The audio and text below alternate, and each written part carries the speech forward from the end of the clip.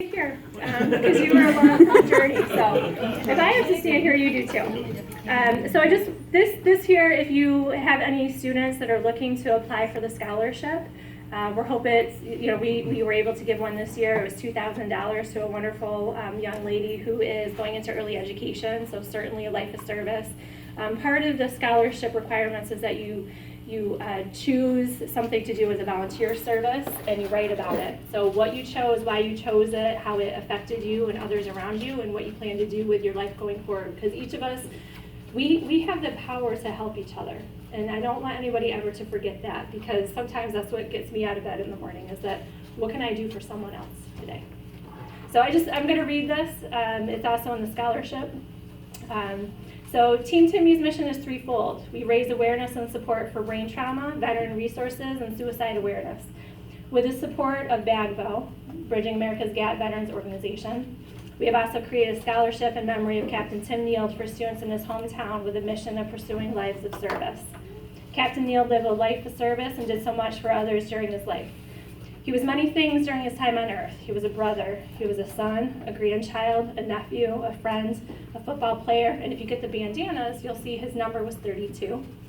I lost my member of our father's racing pit crew, because that's where we spent every Saturday as kids. Go number 5. He was a hockey player, he was a carpenter, he was an engineer, he was a soldier, he was a husband, he was a father, but he also was a wounded warrior. Tim graduated from Candor High School in 1998. He received his formal education from Delhi University and Binghamton University in carpentry and mechanical engineering. Tim was an Afghanistan veteran and a Bronze Star recipient. He was a captain in the Army National Guard in the 27th Brigade, Syracuse, New York, and went to Sapper School for military training. He was an active member of the VFW, and they're here today. You'll see pictures of his over there. I know that was something that he really enjoyed being part of when he came back from Walter Reed. And he was also a member of the Honor Guard. In December 2013, he survived a major motor vehicle accident, but never completely recovered from his injuries that included major traumatic brain injury, 3rd and 4th degree burns, severely broken legs, collapsed lungs, and the list goes on. He was actually in the hospital for an entire month. He was in a coma. And during his healing, Tim was so grateful to have been saved by civilians that stopped to assist before the rescue crew arrived that he was determined to thank them all for risking their lives to save his. To formally honor them, there was a formal military ceremony as well as an event for a young hockey player that also assisted during the rescue. And if you're interested in looking at the articles, I do have what we call the captain's log up here at the front. To continue the healing process and receive optimal care, Tim spent time at Walter Reed National Military Medical Center in Bethesda, Maryland as a patient from April 2014 to June 2016 before returning to his hometown here in Candor to begin his new chapter as a disabled retired veteran. Despite his efforts and the care and concern of those around him, he left this world on his own terms in October 2017 after struggling with the effects of multiple brain trauma, physical, mental, and emotional challenges. But despite these struggles, he continued to make friends and fond memories with those around him until he passed away. In his memory, Team Timmy and Bridging America's Gap Veterans Organization would like to continue his mission to be of service to others. So with this in mind, we raise funds and awareness for TBI research, veteran resources, and suicide prevention. We also would like to give back to the community that offered so much to him and his family over the years. So there's a community service. We're looking for recommendations, any ideas that you have, big projects, even if you know someone, elderly, needs help with their yard work, needs a ramp, something. We would love to do that, because Tim was always a fan of, I'm looking at Denise because he showed up on our porch one day. Her light went out, and she woke up, and there he is. Well, he came in because he needed milk one morning. Right. So. Might as well fix the light while he was there. But by making a donation, and all of the proceeds today go towards the scholarship, any additional funds raised will go back for brain trauma and veteran resources and our efforts to do community service. So you're helping us raise the funds, scholarship in his name, intended for students wishing to pursue education and careers of service to others. We'll also be giving back, as I mentioned, to veteran organizations that helped him live his last chapter with dignity and honor. as well as fund research for brain trauma and suicide awareness. You'll notice, and I really appreciate the Wolves, there's a lot of raffles out there, but one that really made me cry. On the back of our shirts, we all have the volunteer shirts, but on the blue shirts, you'll see let's help make every day be an alive day. That's a term they use, I don't know if it's in all of military culture, but certainly at Walter Reed. When they turn the corner, when they really feel like they're living again, I happened to be there when Tim was like, I finally feel alive again. So we had his date, and I would send him messages like, Happy Alive Day. But that's when they really feel like they're living again. And so we're trying to make every day be an alive day. And I mentioned the Wolf family because there's glasses in the back on the raffle table that have that on there. So let's help make every day be an alive day, pay it forward, and be of service to others. So we wanted to thank you for your support, and go Team Timmy and bag go. So that's my. Well done. And I'd like to turn the mic over to anyone else. I know Michelle would like to say a few words, my dad, anyone else that would like to say anything. And then we'll take a little break, just a reminder, 50-50 raffle, all of that's still going strong, and then we'll take a moment and let the resource. First, I think it's important to say thank you to everybody that has donated their time, effort, Yes, donated thank you. donations. So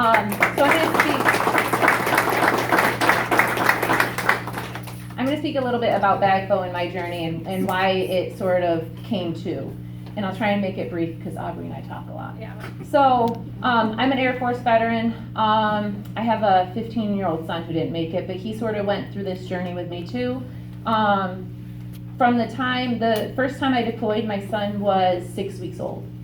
And he was sent back home for a month while I arranged stuff for him to come back home. So that was my first deployment. I did 3 more deployments after that. I was lucky enough to be a part of the aeromedical unit, so I was never really stationary anywhere. On my last deployment, we were in an impact zone, and I lost all of my flight crew, all of my people. I was injured pretty significantly. So a lot of the things that Aubrey talks about with her brother, minus the burns, is things that I suffered. I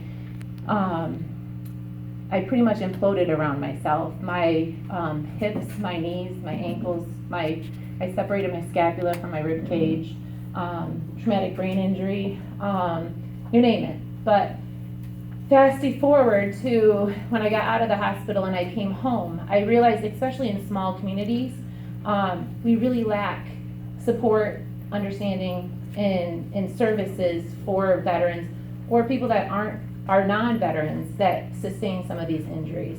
But one thing also that I realized is military people are people of service. They're people that live their life with purpose. And most of the time that purpose is to protect people and to save them and to make right in people's worlds. And I was empty. I didn't understand why so many other people lost everything and then I was here.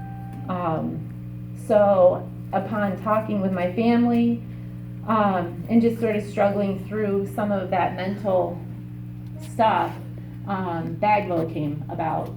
I work for the VA. I see veterans come in all the time with injuries or mental illnesses, and we're just not equipped to take care of them. So I started Bagbo to fill up those gaps so that we don't lose good people because we're bred and we're trained to adapt and overcome.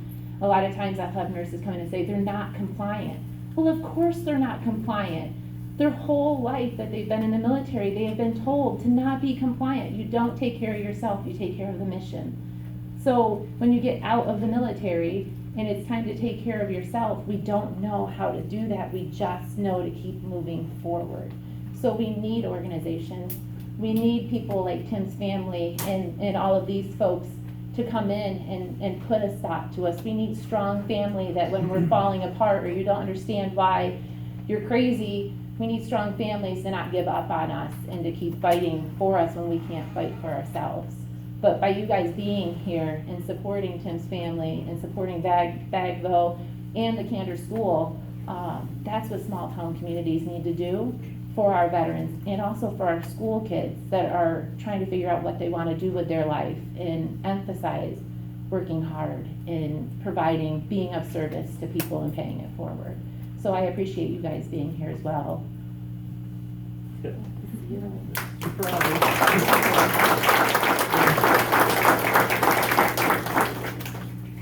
Again, we're going to keep saying this over and over and over. Thank you so much for being here. You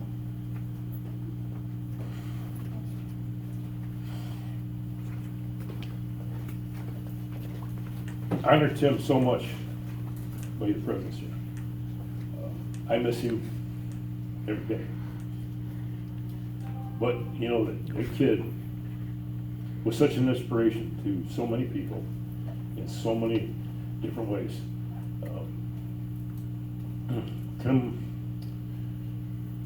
average was not good enough. He had to set the standard.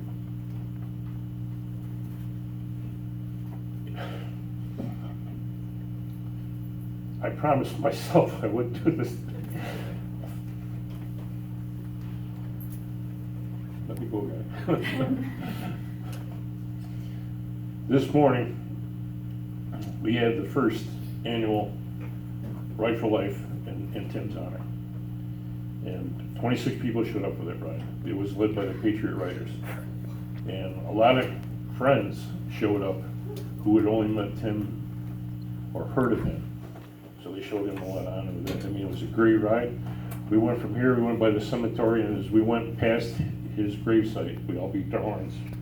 Went down to the Bravado, made a right on Rice Street down through town. Went all the way out through Spencer and got out to Alpine Junction where they had a reception for us. We had coffee and donuts there, and we were there for like 45 minutes. And so we got to go around and people tried to buy stuff, people tried to sell stuff. It was a great time. One of the things that came out of it, and it was a good ride on the way back as well, is that every year, the people at Alpine Junction, they honor a soldier.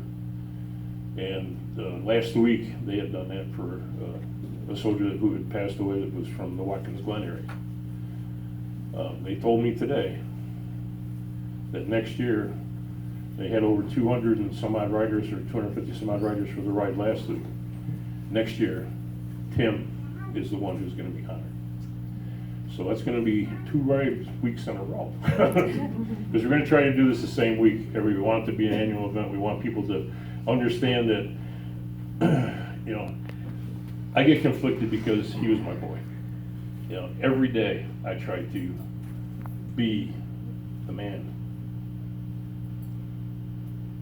he was. Sometimes it's so damn hard to get up in the morning, but he drives me. And I do the things that I do because of him. Last year when I went to get my motorcycle license because Tim couldn't do it, so I was going to do it for him. I explained that to my wife. She wasn't too receptive about it. We're still waiting for the shipment of bubble wrap. Neither were the daughters. But, you know, I just told her, I said, look, Tim bought that Harley, and he can't do it. I'm going to do it for him. Now, it didn't go so well the first time. I hadn't been on a motorcycle since I was 16, so last year, you know, I'm going to be 65 in January, so you can do the math. I didn't do so well on the first try. And, you know, riding these little Honda 250s, and a guy that's 6'2" and weighs 280 pounds, it's just not a good. But I realized after the first. I wish I had the photo for that. And of course, it was the hottest day in August. I had to do that, dressed like this, you know, with a coat and everything else on. But the thing was, I was determined to do it, and that's the kind of gumption that the boy had too, you know. And I'm not going to give up. The thing that's beautiful about Tim is that he's a product of 2 very strong families. He's got the Neil side, he's got the Standinger side, and that's where a lot of heart and dedication came from. Is that combination? Am I right? I'd say so. Boom, boom. But, you know, Tim led a great life. He's definitely an inspiration to a lot of people. He's an inspiration for all of you. You folks are an inspiration to me just to keep the fight going. Like I say, every day, I live for that boy. I want to thank you all again for being here. We're going to do this, every year it's going to get better and better. And like Aubrey was saying, they gave out a scholarship this past year for $2,000. Our goal this year is to try to do two, one for Candor and one for Spencer. And you folks are the ones who are going to make this happen. Thank you so much.